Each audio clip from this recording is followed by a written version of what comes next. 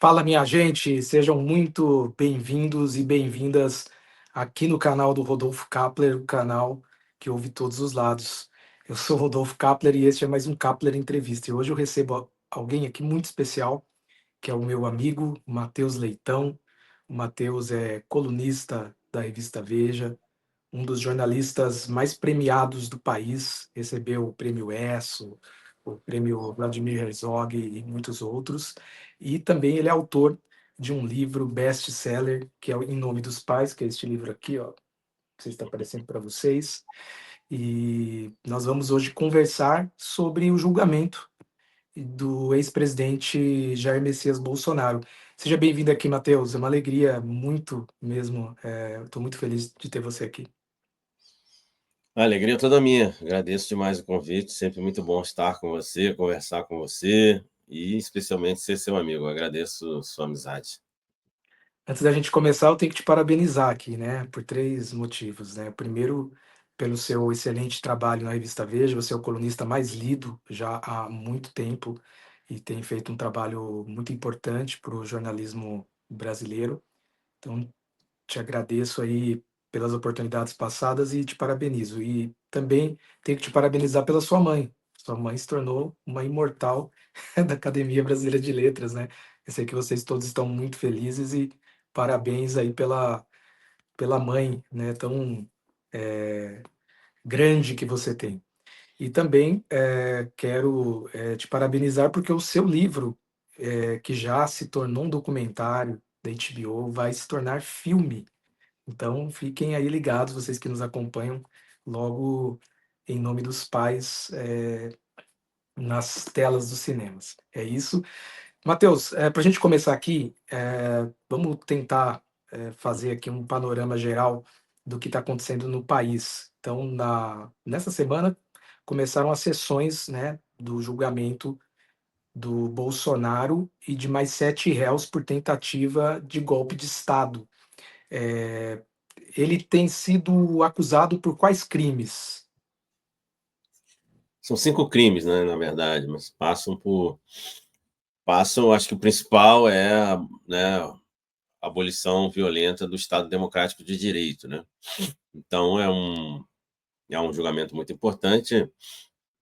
Eu tenho escrito e falado, né, que eu tenho feito vários programas ao vivo pela Veja, que é o julgamento mais importante da história do Brasil, o julgamento mais importante da história da corte. E isso tem um motivo, né?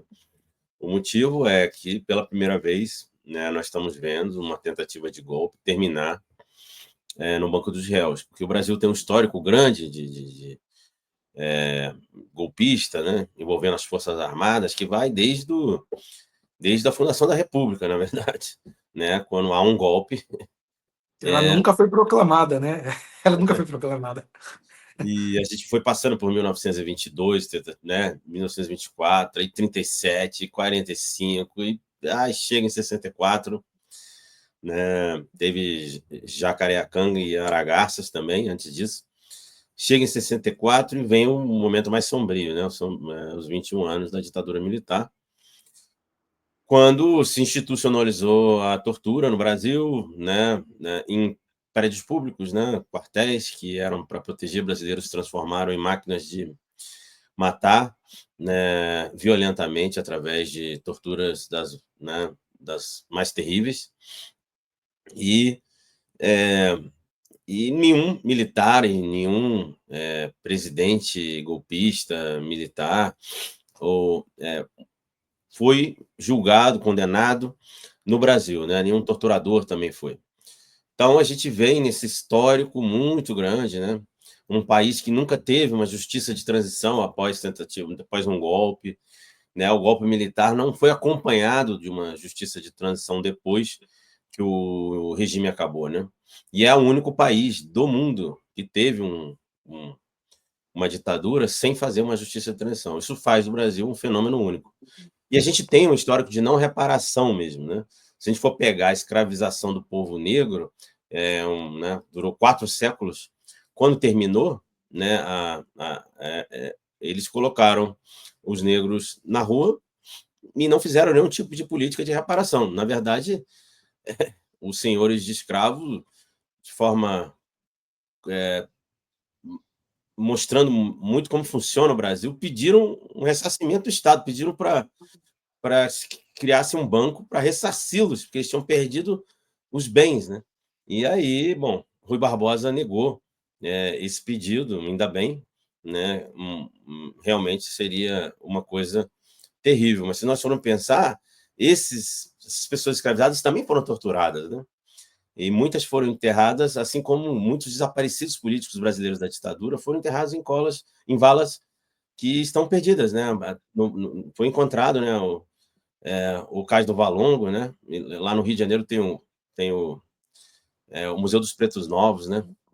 Que eu recomendo muito a visita, porque mostra muito da violência do Estado brasileiro e da história do Brasil, né? Os negros que chegavam escravizados da África, que estavam doentes, eles jogavam numa vala comum ali. Aquilo foi descoberto, né? Tem um museu que mostra os ossos assim no chão.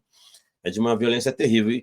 E na ditadura militar, nós temos aí uma mentira contada de forma muito clara, que é que existem 434 desaparecidos políticos só no Brasil na ditadura. Isso não é verdade. Existem mais 1.000 ribeirinhos, existem mais 8.000 indígenas. Se nós formos contar esses números, nós somos quase 10.000 pessoas desaparecidas pelo regime militar brasileiro. Então, a gente não teve uma justiça de transição, e aí o pessoal fica falando que foi uma ditadura leve, branda aqui no Brasil. Isso não é verdade, né? No Chile, que teve justiça de transição, foram 3.000, né, mortos, né, Eles desaparecidos. falam, Matheus, os opositores falam regime militar, né? Eles não Sim, falam ditadura, eu falo. regime. É, foi uma ditadura sanguinária, né, no Brasil que a gente teve. E na Argentina, a gente vê um número que vai de 9.000 a 30.000. Se nós contarmos, então, esses 10.000, e se o número da Argentina for 9.000, na verdade, o Brasil terá tido a ditadura mais violenta do Cone Sul, né? Ou a segunda mais, se esse número de 9.000, na verdade, tivesse sido superado e foi, de fato, algo em torno de 30.000, que não se sabe ao certo lá na Argentina. Então, mas lá também teve uma justiça de transição, e aqui não teve. Daí a importância desse julgamento que está acontecendo agora, que pela primeira vez houve uma tentativa de golpe após a redemocratização, mas, né, nós estamos vendo pela primeira vez generais no Banco dos Réus, um ex-presidente que foi militar, assim como né, em todos esses anos que eu falei de tentativa de golpe, sempre tinha militares envolvidos, inclusive na fundação da República, e o ex-presidente está nessa situação agora, né? Ele está numa situação na qual ele pode pegar até 40 anos de prisão, né? Então, a gente tem que entender a quadra que a gente vive neste momento. É uma quadra histórica, momento histórico do Brasil, né? O país precisa, e eu achei uma frase do ministro Alexandre de Moraes que foi muito, muito pertinente. Eu acho que conversa muito com essa primeira fala que eu estou tendo aqui com você. Eu vou tentar pegar ela aqui, mas ele fala assim, no primeiro dia de julgamento, né? Ele fez uma fala que diz assim: a história nos ensina que a impunidade, a omissão e a covardia não são opções para a pacificação, pois o caminho aparentemente mais fácil, e só aparentemente, que é da impunidade, que é da omissão, deixa cicatrizes traumáticas na sociedade. E é isso, deixa mesmo, né? Acho que meu livro fala muito desses traumas, meu trabalho em relação à ditadura, que passa muito mais do que descobrir os torturadores dos meus pais. Eu já fiz diversas matérias sobre regime militar, tenho 25 anos de carreira, né? Em grandes jornais, grandes veículos de comunicação, revistas, né? E TV, e eu estou vendo esse momento, né, como um momento importante, porque o Alexandre de Moraes, quando ele fala essa frase, ele está dizendo assim: olha, nós não podemos deixar a impunidade acontecer, porque nós vamos fazer mais um trauma enorme na nossa sociedade. E eu acho que esse fica, né, como, vamos dizer assim, a mensagem do ministro relator. E eu tenho uma coluna na Veja, você sabe, já o critiquei várias vezes, mas também já o elogiei diversas vezes. E dessa vez eu fiz um grande elogio para ele. Acho que ele botou o nome dele na história num outro patamar com essa frase. Matheus, falando de Alexandre de Moraes, afora a oposição, né, os apoiadores de Bolsonaro, os bolsonaristas e tal, algumas vozes aqui e acolá no debate público brasileiro que estão levantando aí algumas críticas, fazendo algumas críticas à atuação, né, do ministro Alexandre de Moraes. Eu pergunto para você, ele está respeitando o devido processo legal nesse julgamento de Bolsonaro? Você acha que houve também excessos? Eu acho que o Estado Democrático de Direito no Brasil está em pleno funcionamento, né? Acho que ele está respeitando, sim, mas em alguns momentos eu acho que ele errou a mão, né? Essa fica, eu escrevi sobre isso, né? Em alguns momentos, por exemplo, posso te dar um exemplo? Estou com uma vontade de espirrar aqui, vocês me desculpem. Aqui é a internet, fica à vontade. Nossa, Pode espirrar, terrível. pode espirrar. Eu também peguei uma É, rinite aqui terrível, estou me recuperando. Estou até mas vermelho.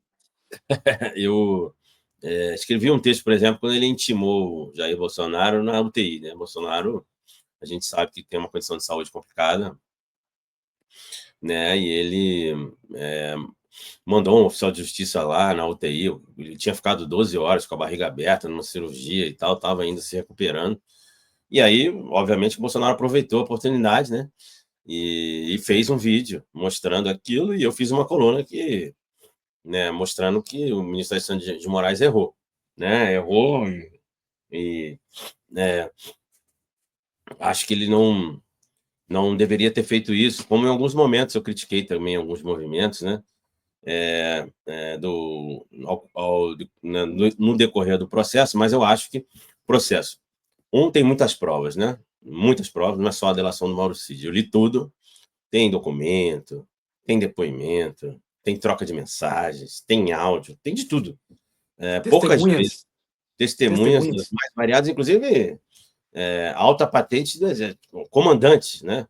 Militares que dando e falando o que aconteceu, né? Ontem a gente viu o advogado de Alexandre Ramagem, não, ontem a gente viu o advogado de um dos réus, não sei exatamente quem é agora, estou tentando lembrar, mas ele falou que o cliente dele tentou demover Paulo Sérgio Nogueira, general Paulo Sérgio Nogueira.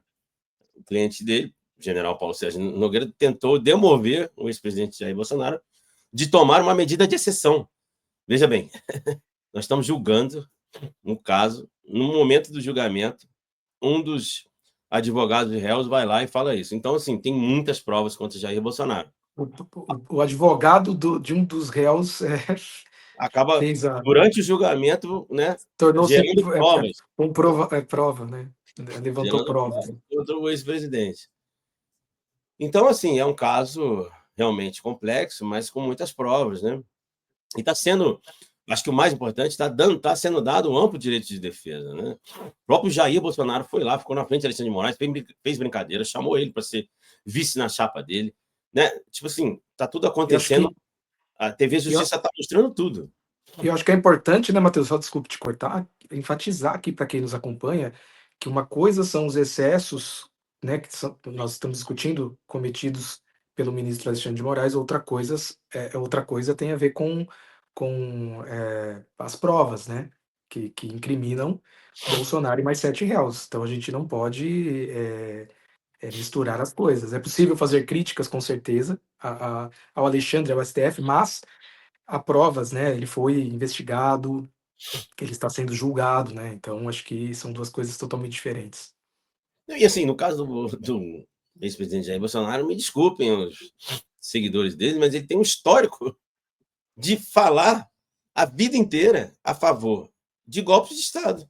Ele falou a vida inteira, defendeu a ditadura militar a vida inteira, sempre defendeu que aquilo lá foi correto. Ou seja, 21 anos, nós rasgamos a Constituição, ficamos sem eleição, trocamos o ministro do Supremo porque o ministro do Supremo não dava a decisão que a gente queria, né? Caçamos pessoas, torturamos, matamos, escondemos corpos, as maiores barbaridades. Ele sempre defendeu, ele defendeu as 5. Na última, quando ele foi eleito presidente da República, em 2018, o último discurso dele, em São Paulo, ele falou: vamos mandar esses petistas para a ponta da praia. Ele fala assim: a ponta da praia era onde a ditadura militar jogava os corpos dos brasileiros assassinados em prédios de Estado se jogava lá os corpos. A gente sabe que foi o lugar um dos lugares onde mais se desovou corpos, né? Mortos por militares na função pública do Estado. Né? Por quê? Porque discordavam da ditadura, porque queriam liberdade. Outra coisa que a gente sabia que a ditadura militar censurou a imprensa. Né? Nós estamos com a imprensa, né, livre no Brasil.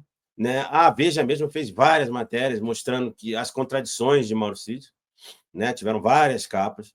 Então, assim, o devido processo legal está sendo respeitado, né? Está se dando um amplo direito de defesa. Jair Bolsonaro está tendo um dos melhores advogados do país ao seu lado, né? Que é o Celso Villardi, e tem uma banca de advogados, mas Celso Villardi é um dos mais respeitados advogados, inclusive pelos ministros do Supremo Tribunal Federal. Eles têm o maior respeito por Celso Villardi. Então, ele está lá fazendo a defesa de Jair Bolsonaro, né? E a gente sabe que agora é uma questão de o que vai acontecer, né, nesse julgamento. O julgamento da primeira turma. Se Bolsonaro e os outros réus forem condenados de forma unânime, caso, né, vai se abrir algumas discussões em relação, né, a pena, né, quanto tempo essas pessoas ficaram presas e tal. Se tiver uma divergência, pode abrir para embargo de declaração. A depender da divergência na condenação, pode-se abrir, inclusive, a possibilidade de um embargo de declaração pedir que esse julgamento seja levado para o plenário. Se isso acontecer, se for para o plenário, os outros ministros vão ter que ter acesso ao processo, ler, estudar, não é assim, né? Tudo bem que eles estão acompanhando, mas você tem que ver as provas, ver todos os depoimentos, analisar o que a Polícia Federal conseguiu, o que a PGR conseguiu, o que as defesas falaram em relação a essas provas. Então, né? E aí vai demorar, né? Vai demorar, o julgamento vai se estender, e lá pode ter pedido de vista dos ministros, vamos dizer assim, considerados mais próximos num pensamento mais à direita, conservador, né? E também ele pode lá ter um placar, vamos dizer assim, que alguns... Eu acho que se o julgamento for para o plenário, ele pode ter pelo menos 2 ou 3 votos a favor dele, Jair Bolsonaro. E eu acho que é isso que eles querem. Mas eu não sei como... não está claro ainda, né? Como vai ser o final desse julgamento, porque ainda tem um longo caminho, né? E o ministro Fux é vamos dizer assim, o magistrado está todo mundo olhando para ver como ele Ele vai se posicionar. vai se posicionar, porque, a depender de como ele se posicionar, essas coisas todas que eu acabei de dizer vão entrar em questão rapidamente. Matheus, você tem feito a cobertura do julgamento do Bolsonaro desde quando começou. O que mais chamou a sua atenção nas últimas sessões aí do julgamento? Teve alguma fala, alguma questão ali específica? Olha, eu achei essa fala que eu falei do Jair, do Alexandre de Moraes muito importante, porque é isso, né? O Brasil precisa, né, entender essa questão da importância da reparação no Brasil, né? É importante se fazer julgamentos e se tratar de forma séria tentativa de golpe no Brasil. A gente viu o que aconteceu no 8 de janeiro, não foi uma coisa, né, não foi uma coisa qualquer, né? As sedes dos 3 poderes foram destruídas, né? E ali tinham militares esperando o sinal verde para, né, se movimentar, né? Em direção a Brasília. Então, na minha opinião, acho que a gente viu, por exemplo, a ministra Carmen Lúcia fazer um posicionamento muito duro. Estou gostando muito da participação dela, né? Ela primeiro interrompeu um advogado que estava fazendo, né, falando mentiras, fazendo fake news sobre as urnas eletrônicas. Ela não permitiu que ele falasse, ficou dizendo claramente que ali havia uma fake news. Por quê? Porque ela sabe que aqueles advogados também estão usando aquele parlatório ali do advogado para criar narrativas. Então, ele estava ali meio falando o discurso do Jair Bolsonaro, que se você for pegar a investigação da PGR, você vai ver que tudo começa com as mentiras de Jair Bolsonaro em relação às urnas eletrônicas, né? O início e termina no 8 de janeiro. Esse é o caso da trama golpista.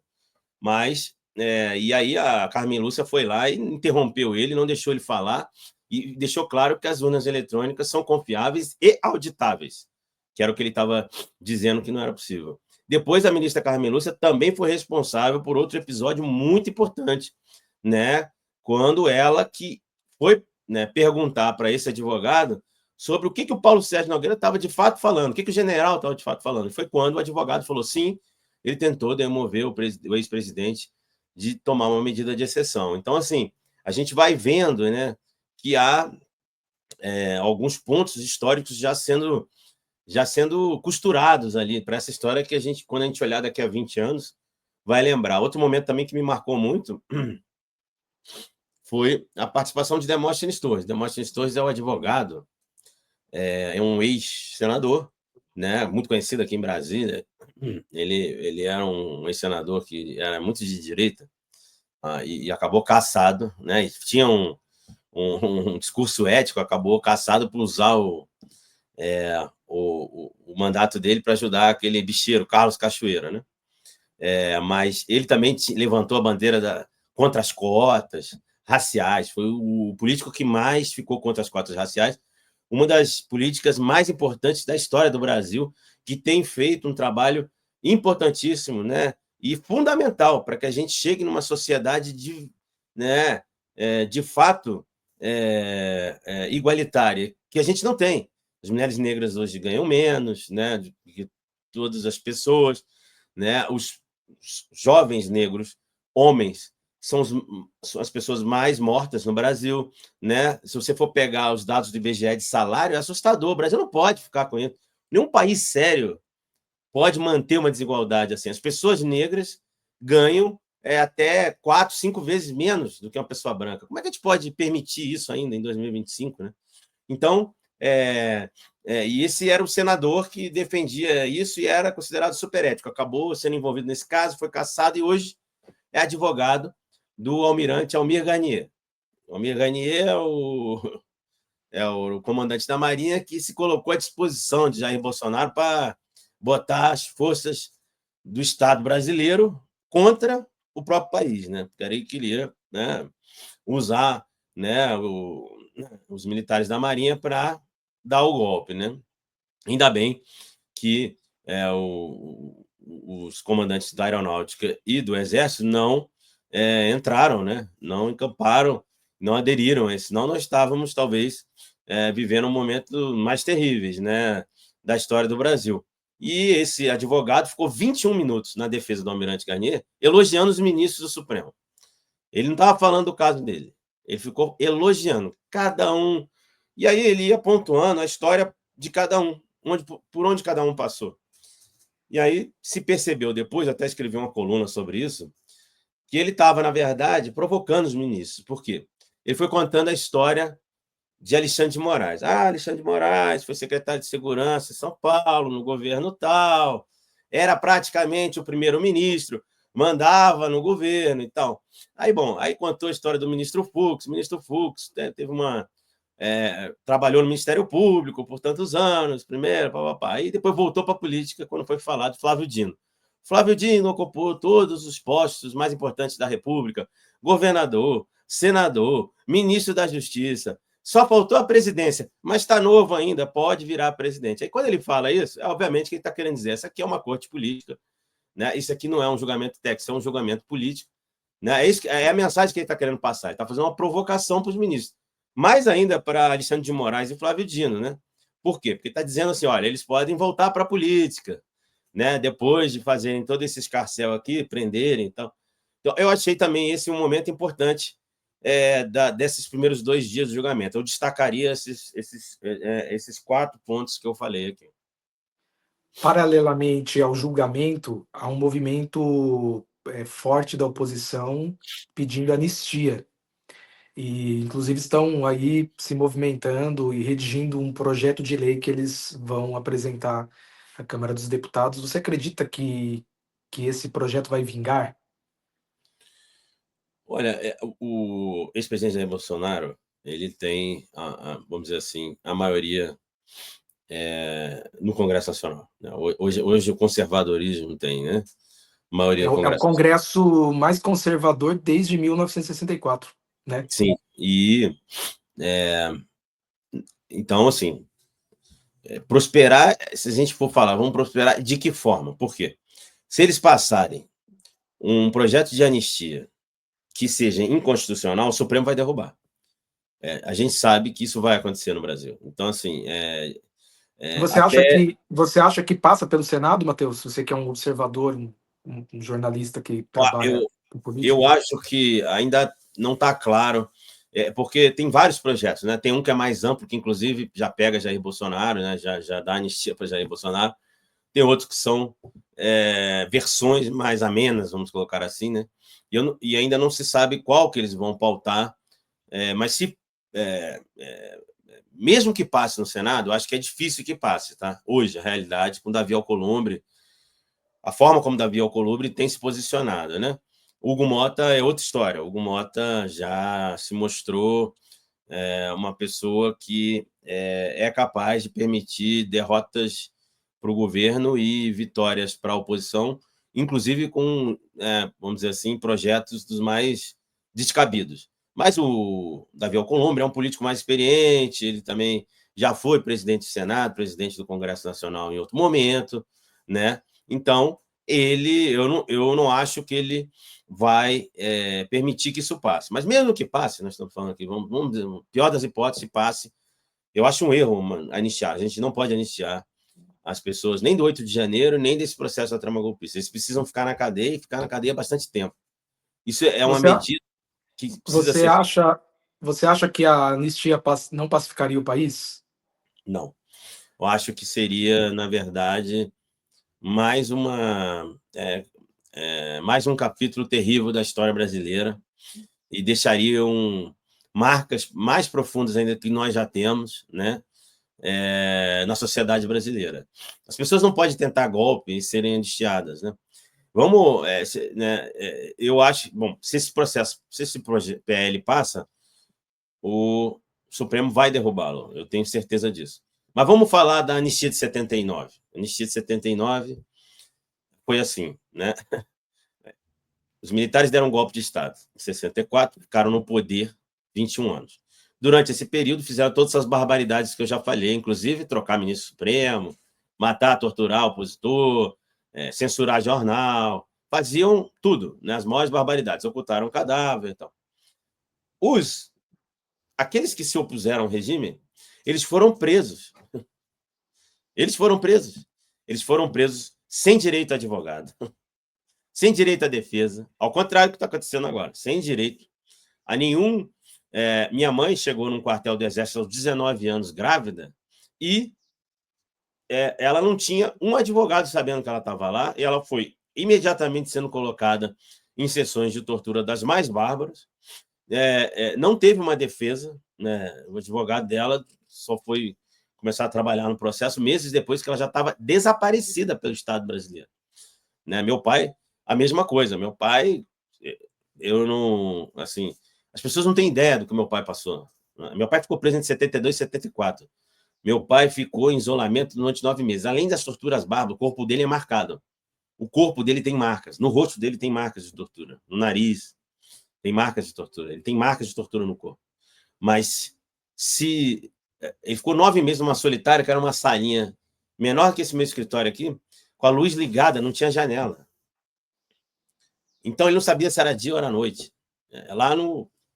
Lá na Vila Militar do Rio de Janeiro, onde muitas pessoas foram mortas, assassinadas e torturadas.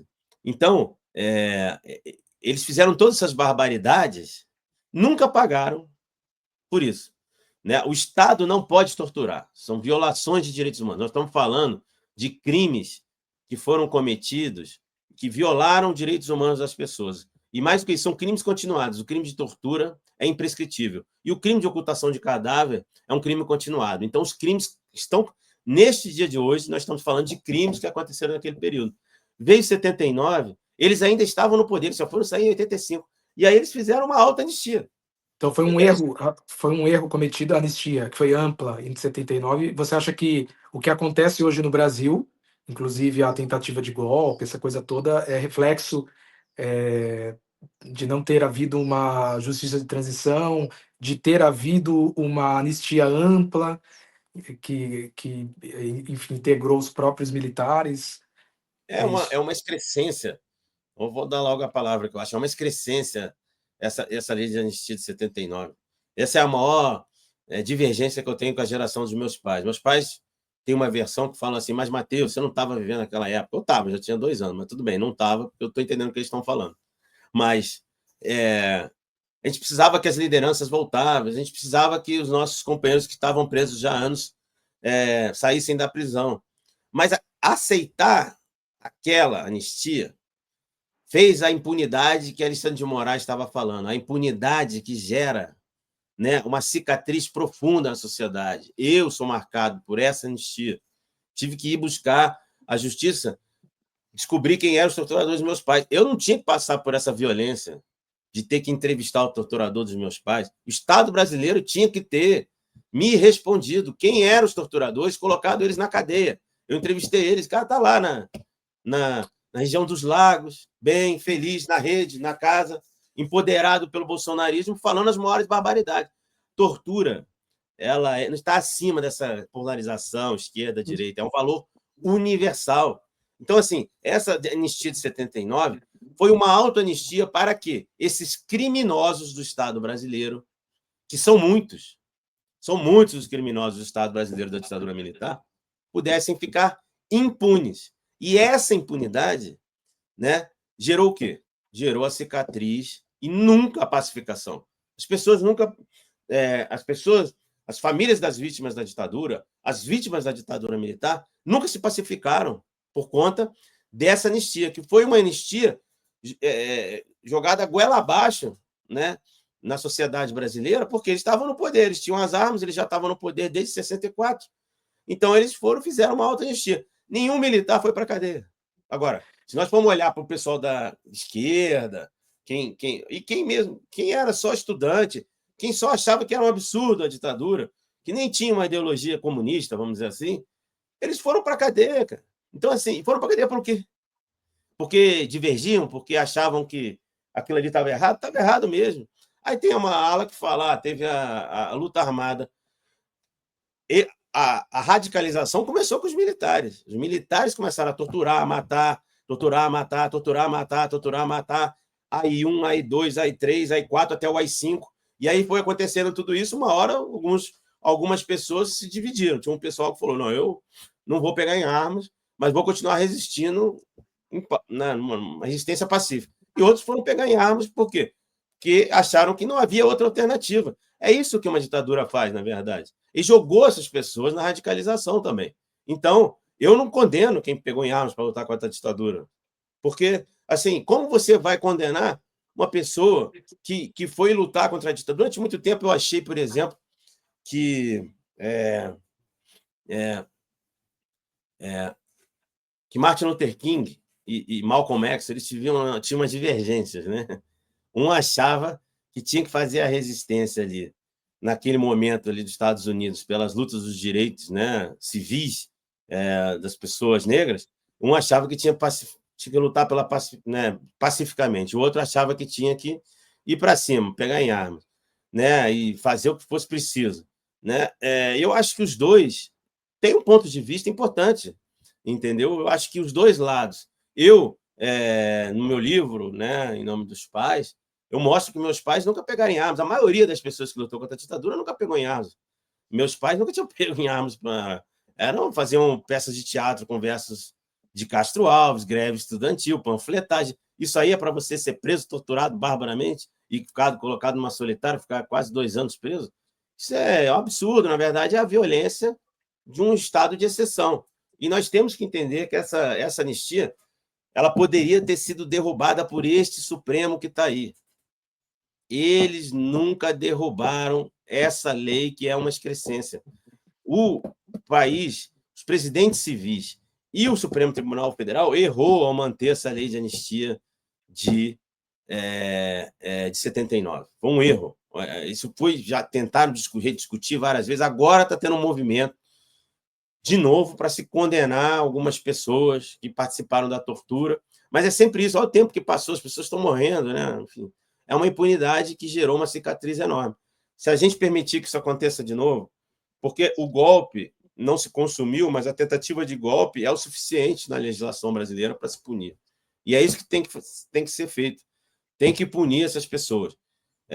Doa quem doer, entendeu? Doa quem doer, independentemente do cargo que a pessoa ocupou, se é presidente. Interessante, e é interessante que os militares, né, as Forças Armadas, estão por trás de todas as tentativas de golpe, de golpes concretizados e de quarteladas, né, na história do Brasil, e nunca foram responsabilizados por isso, nunca, em nenhum Nunca, momento. nenhuma vez. E agora é por isso que é um momento tão importante histórico, né? Você acha que o julgamento, a condenação de Bolsonaro, a prisão de Bolsonaro e dos 7 réus, que é importante também, né, não nos esquecermos que tem mais 7 réus que estão sendo julgados, eh, juntamente com ele.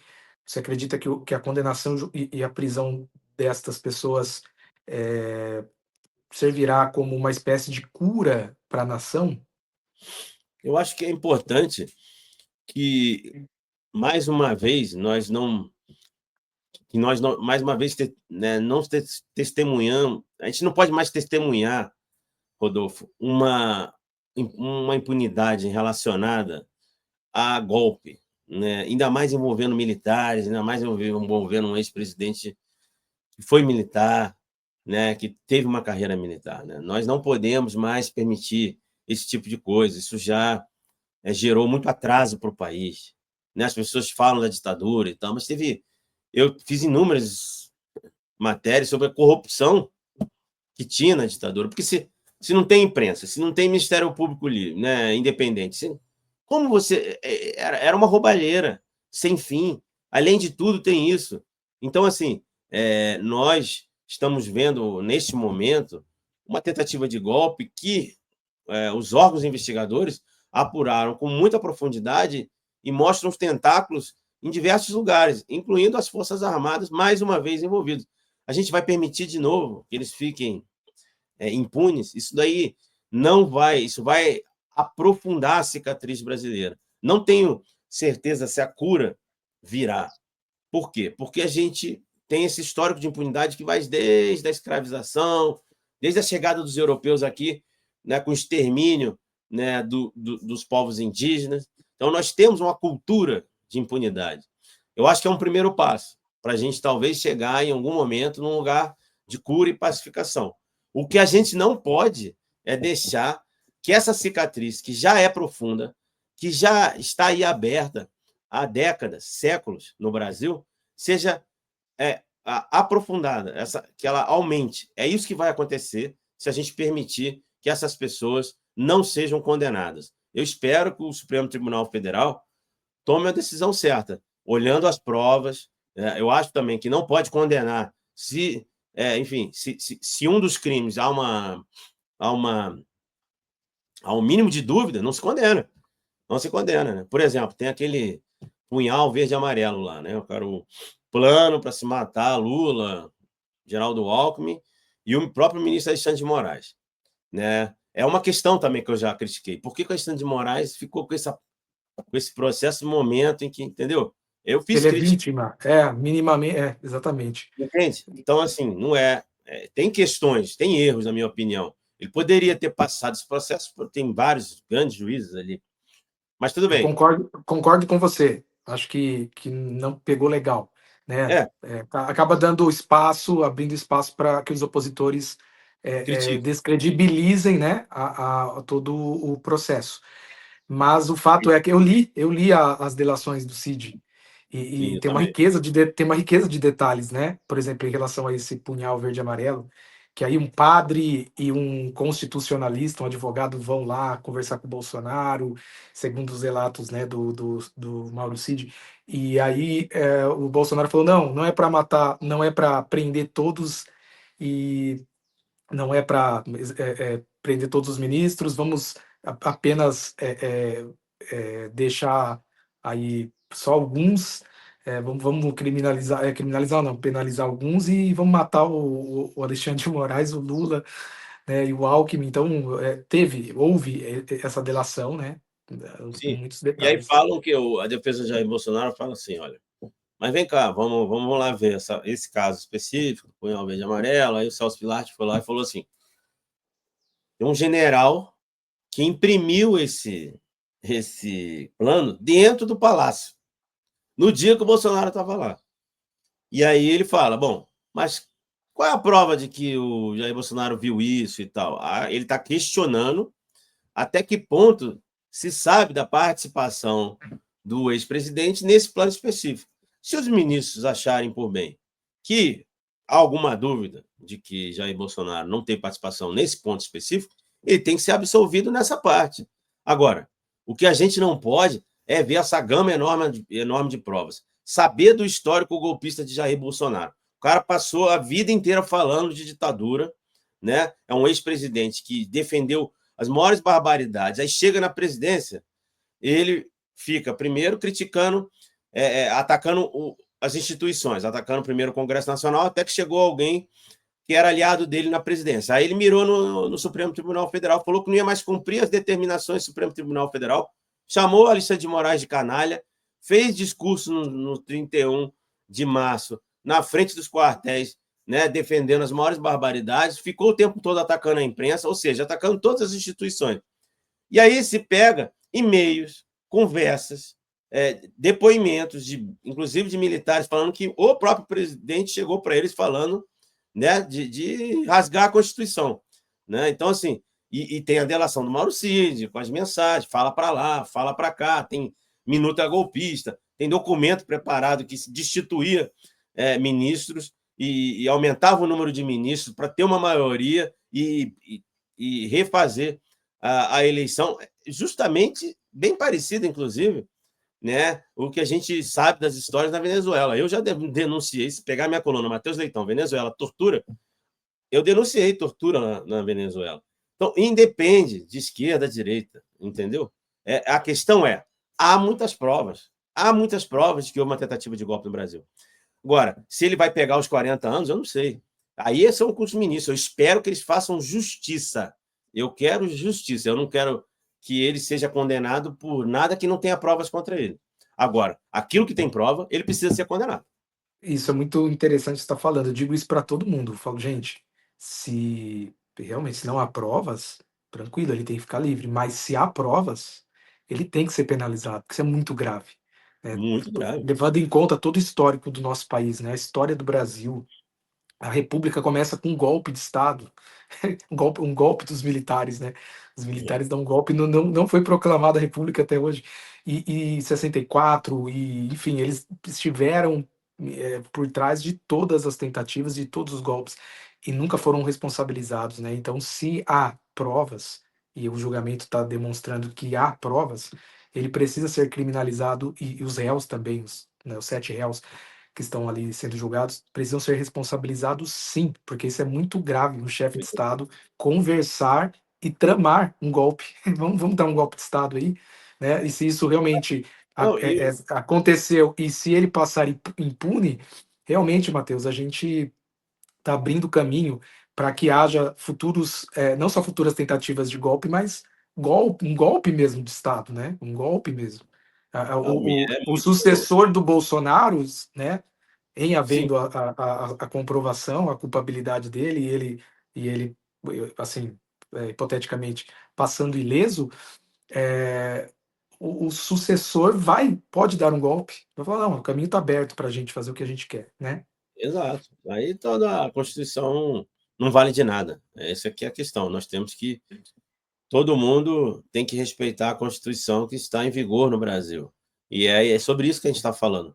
É importante que pessoas que descumpriram aquelas leis e séries de premissas constitucionais precisam ir para a cadeia. Né? Nos golpes anteriores, que as pessoas, né, foram vitoriosas, né, e ganharam o golpe, está aí. Né? A gente vê Marechal Deodoro. Você chega lá, tem o nome de rua, praça, no Rio de Janeiro, Museu. museu. O outro tem né, Costa e Silva, e por aí vai. Né? Agora, nesse caso, não deu certo. né? Mas a tentativa de golpe, ela já é grave o suficiente para ser punida. E é disso que a gente está falando. Sim. Essas pessoas não conseguiram o golpe, não conseguiram impor, né, abolir o Estado Democrático violentamente, né? Porque senão estariam aí, ó, viraria nome de praça, de E, rua ô, e tal. Matheus, muita, Vão para cadeia, tem que ir para cadeia. Matheus, muita gente fala assim, né? Falando um senso comum, as pessoas, né? Ali que às vezes estão, enfim, não sabem muito qual posição tomar. E, sei lá, você pega o Uber e vai conversando, aí o cara diz assim: mas ele, ele apenas conversou, porque o Bolsonaro disse isso à Folha de São Paulo, que ele conversou. Depois ele falou que não conversou, mas ele afirmou à Folha de São Paulo que ele conversou sobre a questão do golpe. E aí os caras falam assim: pô, mas ele só conversou, não pode mais nem conversar no Brasil? Gente, nós estamos falando de um chefe de Estado, de um cara que representava o executivo, ou seja, o presidente da República, o principal mandatário da nação, não pode discutir, não pode conversar sobre isso. Não está fora de questão. Não é uma coisa que o cara teria liberdade para conversar. Vamos dar um golpe de Estado aí e tal. Né? Não tem nexo uma coisa dessa. É importante Não, e reafirmar isso aqui. ele jurou, como presidente da República, proteger a Constituição, certo? Certo? Ele fez um juramento, né? Ele era o chefe de Estado, né? Brasileiro, e ele tinha se comprometido a proteger e respeitar e seguir a Constituição brasileira. Ele não fez isso, né? Se nós formos ver as provas, ele não fez isso.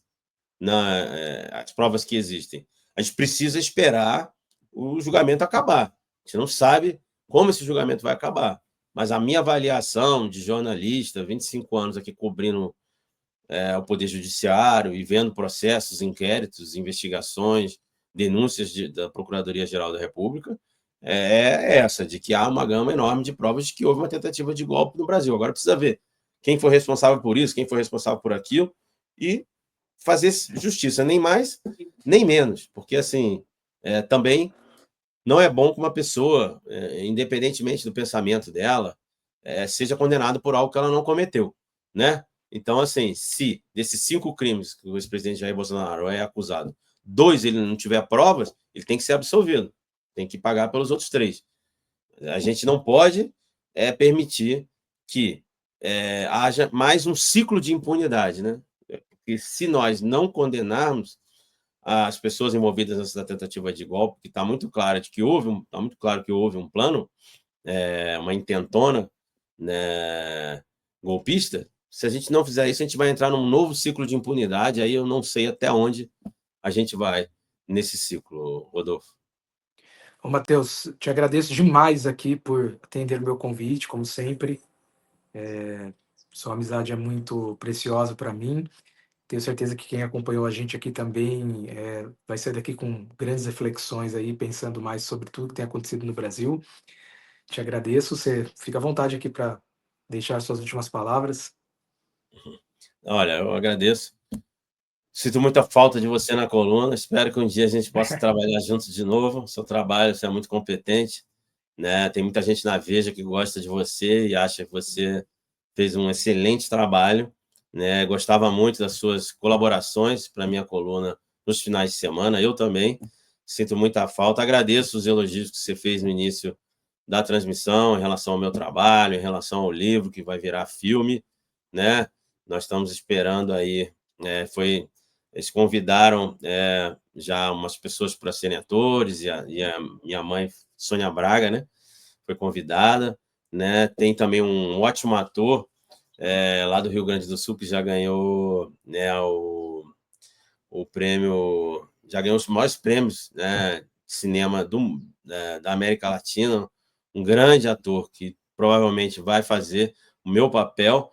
Então, assim, eu agradeço muito, né, a tudo que esse livro me proporcionou. Eu realmente acho que eu às vezes fico meio assim, né, achando que há muita exposição, porque eu sou um jornalista investigativo, né, e eu nunca nem imaginei que fosse virar filme ou um trabalho que eu fizesse, mas ao mesmo tempo eu acho que esse tema, eu sou favorável que todos os livros da ditadura, se tiver interesse, que façam filmes, que façam peças de teatro, façam documentários. O meu virou peça de teatro em Minas, virou documentário, e agora está caminhando para virar filme. Eu fico orgulhoso de que a gente esteja tratando desse tema. Não é sobre a minha pessoa, a pessoa da minha mãe, mas é sobre a violência da ditadura militar.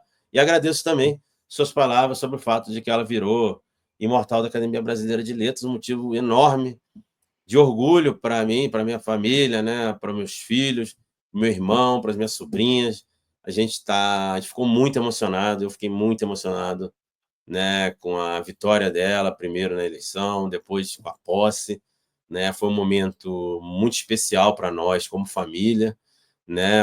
Ver o poeta Antônio Carlos Sequim recebê-la, né, com um grande discurso, ele citou o nome dos pais, né? Me citou todo o meu trabalho, citou a minha parceria com a minha mãe, que fui eu que pedi para ela escrever crônicas para a minha coluna, enquanto eu estava no G1, e ela acabou fazendo um livro de crônicas. Ele leu muitas crônicas, no discurso dele, ele leu algumas crônicas. E eu pude perceber, assim, né, que, de fato, nós, como família, sempre trabalhamos juntos, né, pela democracia e pelo jornalismo, né, que é um vício para nós, né? Nós amamos esse ofício, achamos o jornalismo, né, é o nosso lugar de, de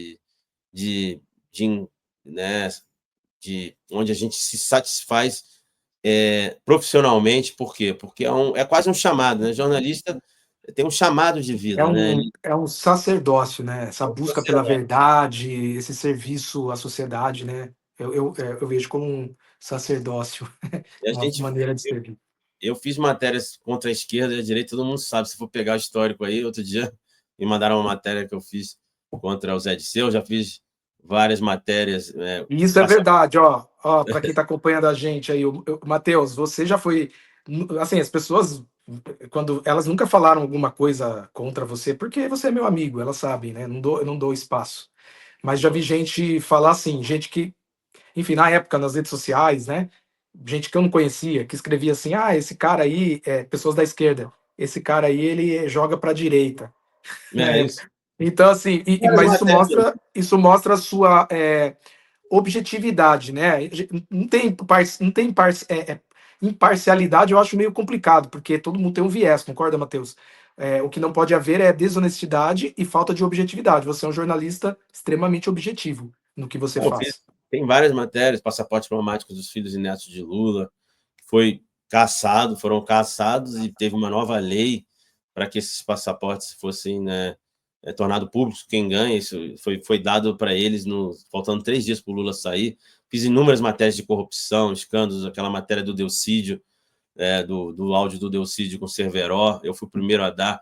Fiz mensalão do DEM, eu fui o primeiro a dar o vídeo do Arruda recebendo o dinheiro. Então, eu já fiz matérias contra Jair Bolsonaro, Dilma Rousseff, Lula, e por aí vai, né? Que eles não queriam que saísse, né? Matérias. É, então, as pessoas não têm esse entendimento, né? Porque as pessoas acham que a gente é rico também, né? O jornalista não fica rico. Você consegue até ter uma vida ali razoável, ainda mais num país desigual como o nosso. Você não fica rico. Então, por isso, sim, é um sacerdócio. E a gente faz matérias contra centro, esquerda, direita, e quando a gente está fazendo a matéria para a esquerda, xingam a gente para um lado. Quando está fazendo contra a direita, xingam para o outro. Quando faz para o centro, é a mesma coisa. E é isso, o trabalho é que importa, né? Se há uma regularidade, a gente tem que fazer o trabalho e mostrar. Isso é o trabalho de jornalista. E não é à Recentemente, toa, né? E não é à toa que você, além dos seus prêmios que você ganhou, você é os prêmios jornalísticos importantíssimos, os mais importantes, você ganhou, você é o principal colunista da Veja, o cara mais lido, e eu pude observar isso de perto, né? A sua objetividade, é uma pessoa que realmente ouve os dois lados. é Então, isso. isso acho que você não Esse é o precisa nem trabalho. se justificar. O seu trabalho Não, te justifica. nem tô. Outro dia eu estava fazendo uma matéria, o pessoal veio. Aí eu fiz uma matéria que pegou um prefeito da segunda cidade mais populosa lá do Pará, e o prefeito é do PSB, do partido do Alckmin, que está coligado com Lula, de esquerda e tal. E fiz uma série de reportagens, se botarem aí, pesquisarem, vão descobrir lá, tá? Grupo de extermínio, né? Corrupção em hospital. Fiz inúmeras matérias, o prefeito acabou sendo afastado do cargo. Esse é o trabalho de jornalista. A gente não é um, né? O partido, eu nem olho para o partido. Se há Sim, uma sim, sim. irregularidade, vou lá e faço. Isso é, Agradeço aqui as suas palavras. isso é indiscutível. E obrigado, eu te agradeço de coração. E sem rasgação de seda, eu sou entusiasta do seu livro. A gente se conheceu, inclusive, por causa dele, você sabe disso, né? Então, assim, gente, esse aqui é o meu segundo, porque o meu primeiro eu doei para uma amiga. E eu vou, mais uma vez, aqui recomendar o livro, né? Que é, enfim, best-seller, mas talvez muitas pessoas ainda não leram. Então, em nome dos pais, Está vale a pena esgotado agora, vocês. mas já já está saindo uma nova Tá, edição.